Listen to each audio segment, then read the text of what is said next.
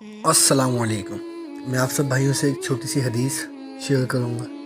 وہ حدیث بھی ہے اور اس میں نصیحت بھی ہے۔ نبی پاک صلی اللہ علیہ وآلہ وسلم نے فرمایا، دنیا میں سب سے بڑی زیادتی یہ ہے کہ آدمی ناحق کسی مسلمان کی بے عزتی کرتا رہے۔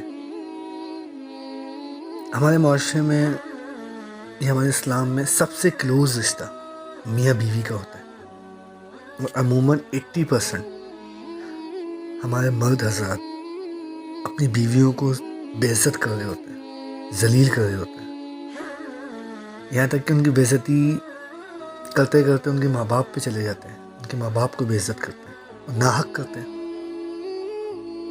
اور یہ ہر روز کی کہانی، ہر گھر کی کہانی ہے۔ تو ہم مسلمان بھائیوں کو کوشش کرنی چاہیے کہ اپنی بیوی، اپنے بچوں اور اپنے آفس میں جو ان کے انڈر کام کر رہے ہوتے ہیں، کم از کم انہیں ذلیل نہ کیا جائے۔